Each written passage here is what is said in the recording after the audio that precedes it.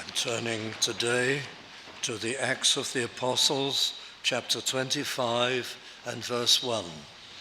Acts, the book of Acts, chapter 25, verse 1. Now when Festus was come into the province, after 3 days, he ascended from Caesarea to Jerusalem. The subject is the Christian's purpose. This 25th chapter of the book of Acts is often regarded as one of those several chapters in the book which is more of an historical link chapter. And therefore, sadly, there's small expectation of doctrinal or devotional blessing from it. But it's not the case. Though it is something of a linking chapter, there's marvelous insight here into the apostles' purpose. And this is what we shall consider and look at. The commentator, Dr. William Hendrickson, said that Paul's life and character could be seen in terms of 3 significant attributes, given, of course, by the power of God. Humanly speaking, the Apostle Paul had a brilliant intellect. That comes through all the time. Now we know that his words, he is not, of course, the author of Acts. The Acts of the Apostles is about him. The author of the Acts of the Apostles is Luke, the beloved physician. But all Paul's writings, his epistles, it's clear that he's a great intellectual, a mighty intellect. They're given by inspiration of God, but God used the style of the human penman. So yes, Paul had a massive intellect, but also he had an iron will, not just stubbornness, but an iron will, a tremendous, an indomitable purpose, tremendous resolution, determination beyond comparison, what he accomplished, what he went through, how he persisted, what an example he is, was by the power of the Spirit. And unlike many people who have an iron will, he had another attribute that was equal to it, if not greater, and that is an amazingly compassionate heart. Oh, to have an iron will coupled with a compassionate heart, a sensitive person and a person of love and compassion and good works. Surely no mere mortal exceeded the Apostle Paul on this. Well, the Apostle Paul, with his all-consuming mission, he would suffer, it would seem, anything for his Lord and Saviour, Jesus Christ. What drove him? Well, possibly chiefly his sense of indebtedness, his constant memory of what he'd been forgiven, and the outrageous behaviour as a persecutor of God's people that he had been, and how much he'd been pardoned and forgiven. That must have been a powerful driving force. I'd like to read some very familiar verses before we proceed with this chapter from 2 Corinthians chapter 11 and verse 23. Are they ministers of Christ? Paul writes, I speak as a fool, I am more, in labours more abundant, in stripes above measure, that is, lashings, in stripes above measure, in prisons more frequent, in deaths oft. And he wrote all this before the 2 years' imprisonment in Caesarea, which has just come to an end at the beginning of Acts 25. These things that he writes to the Corinthians are all earlier sufferings.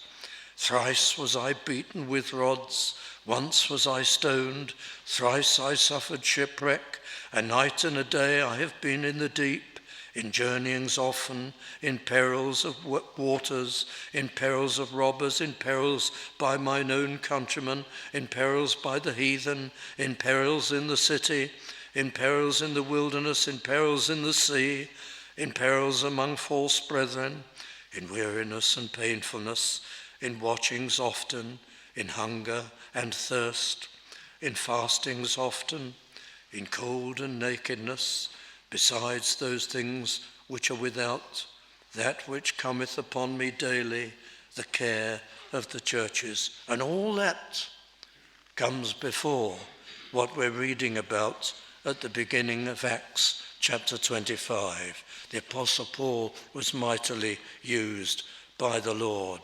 At this time, it's been estimated that there must have been between 500,000 and 1 million converts in the Gentile cities where he'd founded churches. And here in Jerusalem, even through the work of the Apostle Peter and others, there were 20 to 40,000 converts. But Paul was the one who was used more greatly than any other. Now, when Festus was come into the province, he became governor, Roman governor of Judea. After 3 days, he'd come all the way from Rome, 3 days in his fortress city in Caesarea, 70 miles northeast of Jerusalem, and he almost immediately ascends from Caesarea up to Jerusalem. He wasted no time. We can suppose that Festus, who replaced Felix had got into trouble. Felix had behaved appallingly as governor of Judea. He'd left Paul in prison, in captivity, in Caesarea for 2 years. But eventually the complaints of the Jewish leaders in Jerusalem were given attention in Rome, and Felix was recalled, and he was subjected to severe reproof of some kind. It's not recorded what.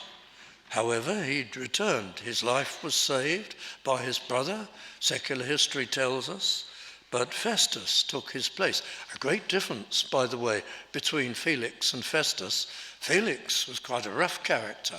He was a Roman, had been born a slave by various things I won't describe. He'd been elevated and he'd gained his freedom and become quite an important person and eventually governor of Judea. But born a slave, he still was a slave at heart, and he's replaced now by Festus, who's a member of the nobility and altogether more refined as a person. He takes his place. But when he goes as governor of Judea, he knows that one thing he has to do is to placate the Jewish leaders and be more conciliatory to them. He wants to be fair as a procurator, as a governor, and he wants to exercise justice, but he wants to placate them. And this is in his mind. So he speeds to Jerusalem. No doubt he was interested personally in this great religious city. But no sooner is he there, the new governor, that you see old hatreds revived. Verse 2, I'm going to go through in a narrative manner, but try to draw attention to the important things as we go. Then the high priest is now a man named Ishmael, not Ananias, as when the Apostle Paul was accused 2 years earlier. Ananias has been replaced by a man named Jonathan, and he's been replaced by Ishmael. Then the high priest and the chief of the Jews, the Sanhedrin council, or at least the Sadducees, who really dominated that council, informed him against Paul. They lost no time. The new governor gets to Jerusalem, and you'd think there were all manner of things that the Jewish leaders wished to raise and wished to press home. But top of the list appears to be the Apostle Paul, and they're after his life, and they want these accusations to be revived. 2 years hasn't dimmed their memories or diluted their hatred one bit. So the high priest and the chief of the Jews informed him against Paul and besought him They pleaded with him to act, and this is what they wanted done, verse 3. They desired favor against who? Against Paul. They wished to have the special favor that Paul would be tried at Jerusalem. Well, this was really not in order, wholly, wasn't right. Paul should have been tried. He was under Roman jurisdiction. He was a Roman citizen. He'd been arrested by the Romans, held by the Romans. He should have been tried at their bar of justice. But they desired that he would be sent to Jerusalem and tried there. But you see why at the end of verse 3, because the Sanhedrin wanted him assassinated on the way. They didn't want him tried. They wanted him dead. And in their evil, there was a plot to destroy him before. As you know, we won't rehearse those things, but now it's the Sanhedrin council themselves. But verse 4, Festus, who was very willing, the text goes on to tell us, to do them a favor and to give way to many of their requests, obviously overruled by the Lord. Festus, who I assume knew nothing about the plot, answered that Paul should be kept at Caesarea and that he himself, Festus, would return there shortly, and any of the Jewish leaders who were able, let them, verse 5, attend, go down with the governor, and then accuse Paul at Caesarea. And he warned them. He gave them a sort of veiled warning. It's at the end of verse 5. If there be any wickedness in him. And what that really means is that Festus wanted to hear serious charges, real offences against Roman law. That's what he was expecting to hear. What were they going to bring against Paul? Murder, perhaps? Surely not. Fraud, perhaps? Sedition? Well, they would certainly bring that and try to accuse him of raising up people to rebellion and so on. And these were the kind of charges that the Roman governor wanted to hear. But down in verse 6, when he'd tarried among them more than 10 days, the text says 8 to 10 days, he went down unto Caesarea with the Jewish leaders, presumably, and the very next day took his position in court on the judgment seat and commanded that Paul be brought. So now Paul is going to have yet another trial, this time before Festus in Caesarea, and the Jews are accusing him. And look at what happens. This is the antagonism of unbelief. Dear friends, this is nothing unusual. It happens to the apostle. They hate him. They hate him because of his teaching, of course. They hate him because he doesn't recognize them as godly men. They hate him because he denounces their hypocrisy.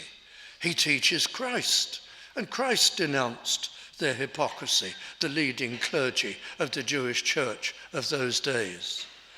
They hate him because he teaches that the only way to secure acceptance with God and the favor of God is by grace, by receiving God's free mercy and forgiveness, by trusting in Christ and what he'd achieved on Calvary's cross in making a substitutionary atonement for the sins of the people who would be saved.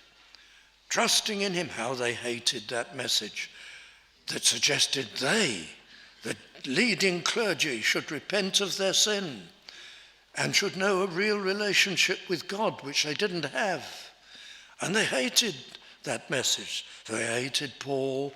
They hated the message of Christ. They hated everything he taught. And even time could not dim that hatred. Well, because in the background, but I say in the background, this is the mainspring of it, really. In the background is Satan, stirring their hearts to hostility, Satan ever trying to destroy the Church of Christ and the message of Christ and the faith and life of Christian people. And so after 2 years, their anger and hatred has only grown, and they're determined to get Paul tried and even assassinated on the way to trial. They cannot assassinate him in Caesarea. It's a fortress town. There are some 5 or 6 legions of Roman soldiers based there, stationed there. It's a garrison town. They can't raise a finger against him there. They don't want him tried there. They want him brought down to Jerusalem. 70 miles of road. Anything can happen on that road. He can be waylaid. He may never arrive. So they want him back. It's remarkable, the history of hostility and animosity against the Church of Christ. It's predicted, of course, in the very first book of the Bible. In the book of Genesis, chapter 3, verse 15, there God tells our first parents of the hostility that there will be, directed at the seed of the woman by the seed of the serpents, and people motivated and driven by Satan, the enemy of souls, will always be antagonistic to the church. That'll be the battle of the ages. So it has been. And you see here in the New Testament the power of God in sending out the gospel, and people in their hundreds of thousands and soon in their millions being converted. But at the same time, the persecution and the hatred and the hostility. Many of those who hate, like Paul, coming themselves to salvation, but still the enemy of souls stirring the hearts of others. There are times in history when this hatred cannot express itself so powerfully.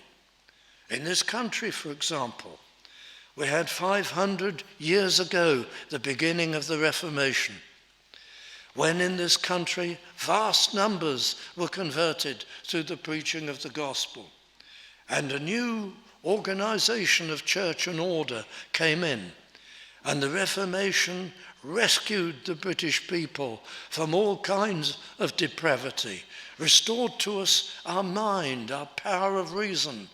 We believed in every kind of hobgoblin and foul fiend and spirits of the woods. We were so superstitious before the Reformation came about.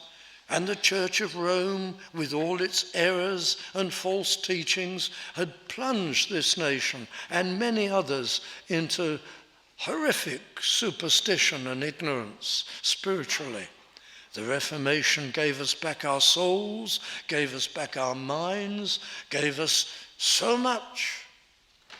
And then in the following century, in the 17th century, the fruit of the Reformation was seen in the great Puritan movement.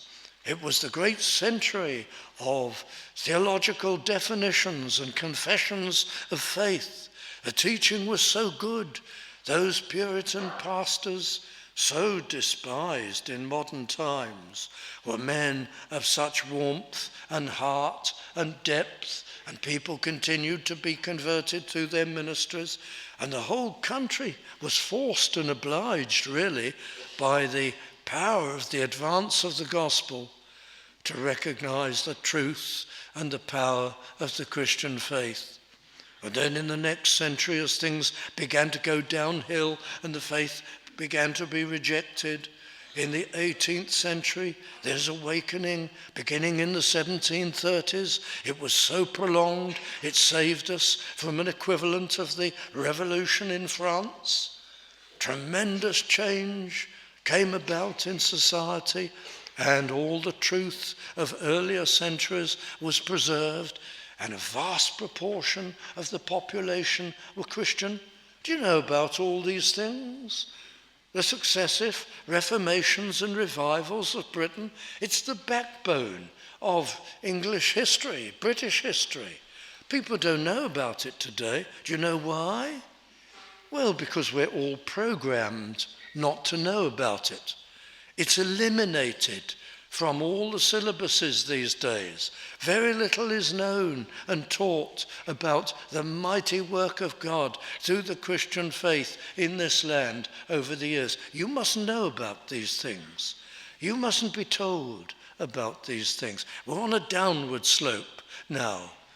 And then into the 19th century, mid-century, another mighty outbreak of awakening and revival, and thousands upon thousands of conversions, and everybody influenced, and even the royal family and the rulers of the country have to use Christian language, and everyone respects the ethics of the Bible. And into the 20th century, with its 2 world wars and its massive rejection of Christianity, people may have rejected faith, but they held on to the Christian ethic and respected that, even if they didn't keep Christian ethics. They held on to them right up until about the 1960s, when the great turnaround came about. And society was told, now you've rejected the Christian faith and a relationship with God for your life, why don't you reject Christian morality too? And so the alternative morality that we see in full force today began to be promoted. And no longer did you have to be faithful to your wife, and no longer did you have to avoid premarital sexual experience. And suddenly things that had become horrific and awful up until this time, the whole homosexual upheaval came in, and people began to be programmed and brainwashed by all the powers of media and entertainment into accepting things that people were horrified at before. And those of us who are older, we know that 50 years ago, the public attitude was altogether different from what it is now. Why these things couldn't rear their head? The antagonism to Christianity, to faith, to Christian morality, to the standards of the Bible, these things couldn't make headway years ago because there had been such powerful blessing that they were printed on the life of the nation. But now things have been turned around. The great campaign is in. Satan has become free in the last 50 years to promote every kind of opposition to faith and moral principles. Now you see it in the Church of England. What a tragedy it is. Some of the bishops wrote, may I say, a pretty feeble report trying to hold the status quo and keep the whole notion of marriage, same-sex marriage, out of the formularies of the church.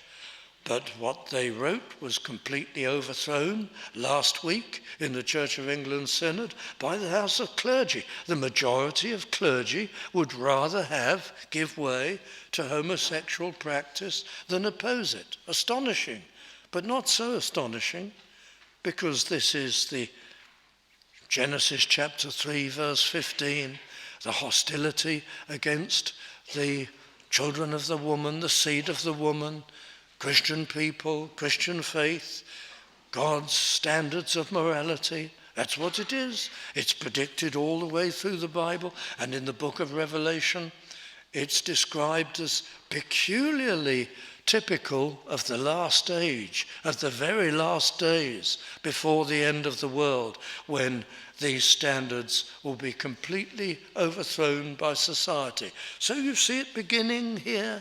Here it is with the Apostle Paul, undying antagonism. Now Satan is doing his worst today. It'll get worse. It'll become much worse unless there is a mighty revival or awakening in this country before the end. That's what Christians pray for. Whether it is the purpose and will of God, we cannot tell. Whether it will now get worse and worse until the Lord intervenes and returns and there's final judgment. But that's really it's the same character as the hostility which is here. It's what people want. It's what people want in their hearts.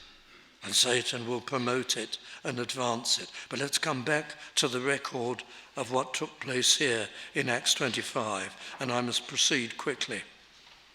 Verse 7, when he was come, the Jews which came down from Jerusalem stood round about and laid many and grievous complaints against Paul. Many and grievous ones. The Greek says heavy, serious, weighty complaints, charges against Paul, which they could not prove. Why? They'd had time. Why could they not raise false witnesses? Couldn't they fabricate something? It was not beyond them. It was the kind of thing they did. Why did they produce no witness, no proof of these things? Was there arrogance, dear friends?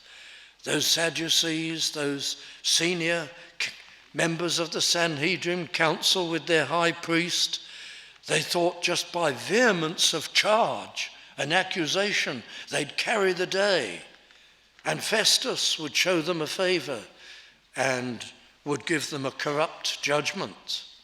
But no, Festus, though he wished to give them a favor, it was his first trial. He'd only just become procurator or governor of Judea. This was his first trial.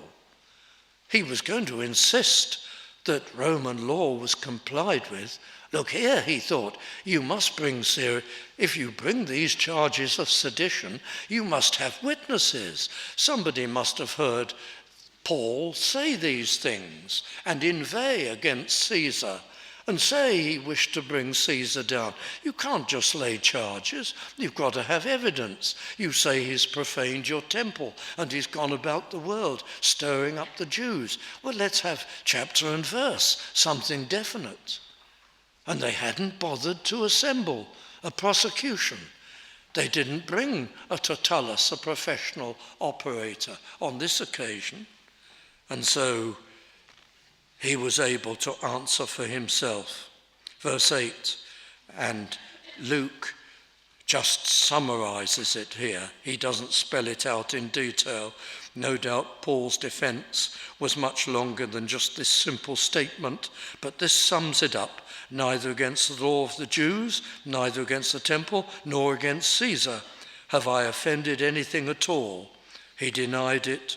He demanded evidence. But Festus, verse 9, does an extraordinary thing. Willing to do the Jews a pleasure, answered Paul and said, well, wilt thou go up to Jerusalem and there be judged of these things before me? What he should have done, but it's a good thing he didn't, what he should have done is acquit Paul. Paul was not guilty. Inadequate evidence was presented. The charges could not be carried. What should the Roman procurator have done? Acquit the accused. And he failed to. And he didn't. But what a good thing. Because if Paul had been acquitted, he almost certainly, but for some other overriding of God, which we can't imagine how it would have taken place, Paul would have been murdered. There were assassins present. How would he ever have left Caesarea, that garrison town? They were ready to murder him on the road before, and they certainly would. He needed, under God, the protection of the Roman troops. So Festus, he doesn't acquit him. He should have done. He does something really rather preposterous and out of order. And he says to Paul, well, Paul, this is more a religious matter than a Roman matter. Will you go to Jerusalem and be tried before the Sanhedrin court? Of course, I will prevail. I will be there. I will be the ultimate judge. But be tried in Jerusalem, where they can put all these complicated Jewish questions that I do not understand. He shouldn't have been doing that. Paul was a Roman citizen who'd been held in his jail. And Paul, of course, says, verse 10, and this is the famous occasion, I stand at Caesar's judgment seat. I'm before a Roman court as a Roman citizen where I ought to be judged. To the Jews have I done no wrong. That's been evident from these proceedings, as thou very well knowest. And he puts Festus in his place. You know well, you should be acquitting me, he almost says. And then in verse 11, he says, in so many words, I am not trying to get out of these offences by some technicality, as you know, so I appeal unto Caesar, his right as a Roman citizen, to be sent to Rome and tried before, not necessarily Caesar personally, though some people were, but before the imperial court, the supreme court, we would say today. So he appeals to Caesar. What made Paul do that? Was it just the realization that he had umpteen assassins out for his life if he were freed? That if he agreed to go to Jerusalem, which was not the right and the proper procedure, he would be murdered on the route, or certainly held guilty and executed once there? Was it just that? Surely he had fear in going to Rome. You know who the emperor was now, the new emperor in Rome? It was Nero. Now he hadn't, it's true, manifested anti-Christian hatred just yet, but it was soon to follow. And there were great fears. If you appealed to Rome and you went before a Roman court, everything was weighted against you because there was general resentment that you should be so troubling the system. And not many people were found not guilty after appealing to Rome. So he had fears either way. What caused him to decide to assert his Roman rights as a Roman citizen, a Jew, yes, but born in a city that gave Roman citizenship? What caused him to appeal to Rome? Well, because God had told him to do it. We've read about that just previously. God appeared to him during the night 2 years earlier, and after he'd defended and spoken of Christ, God revealed to him that he would equally defend himself in Rome and witness to Christ as he did so. So he knew that his future would take him under guard to trial to witness in Rome. So when he was asked, will you go back to Jerusalem? No, this was obviously the way of God. I appeal to Caesar. I'll go to Rome. And then the response of Festus in verse 12, and how beautifully Luke records it under inspiration. Then Festus, when he had conferred with the council, he obviously had a select council of Roman elders there in Caesarea. This was his very first case. What did he ask the council? I think I know what he asked the council. Do I have to send him to Rome? If he appeals, do I have to send him? He realized at once, Festus, that this was very embarrassing to him.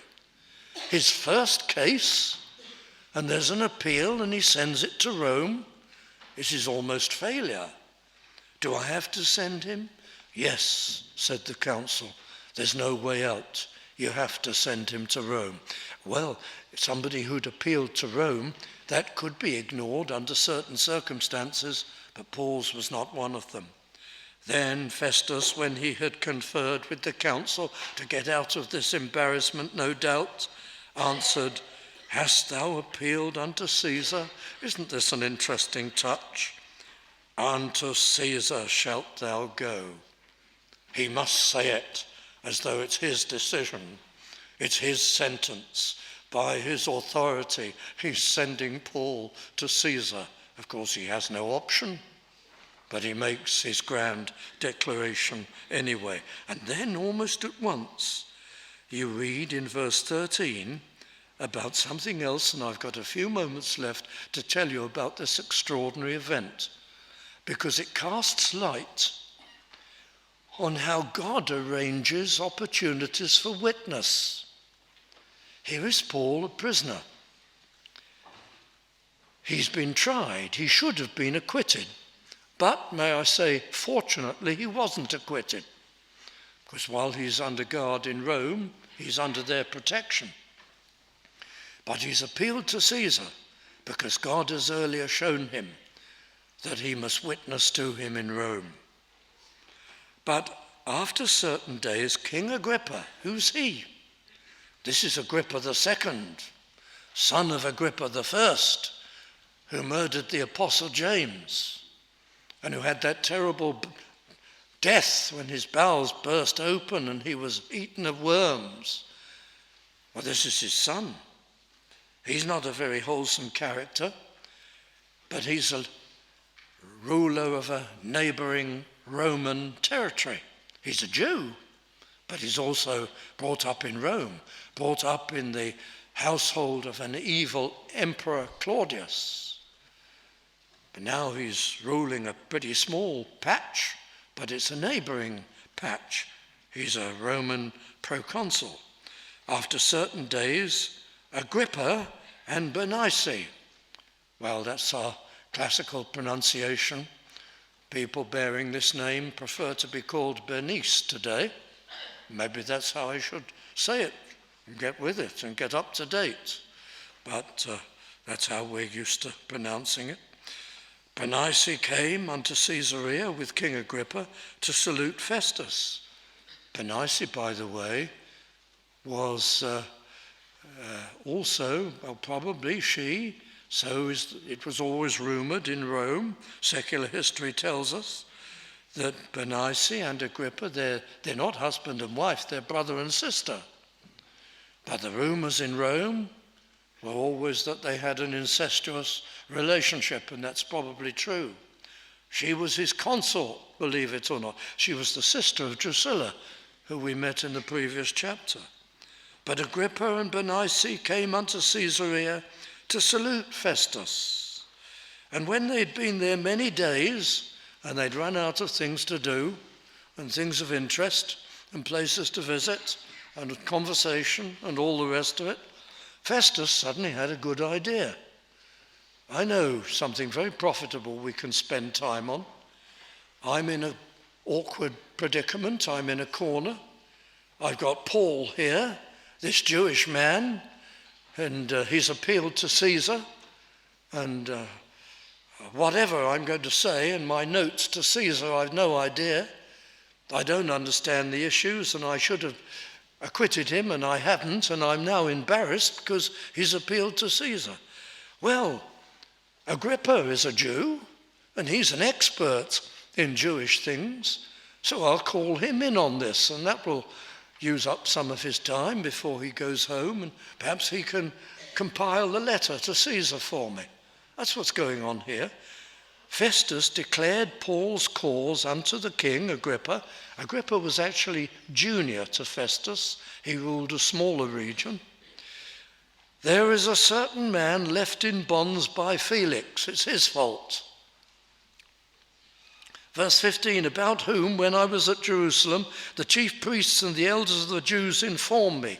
They accused him, desiring to have judgment against him, a death sentence.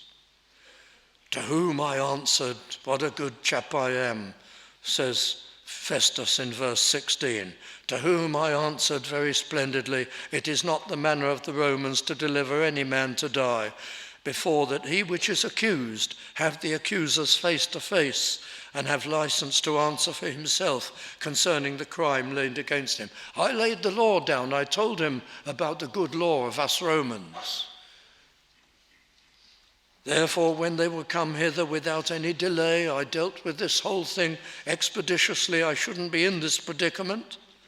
I sat on the judgment seat and commanded the man to be brought forth. And he tells his story.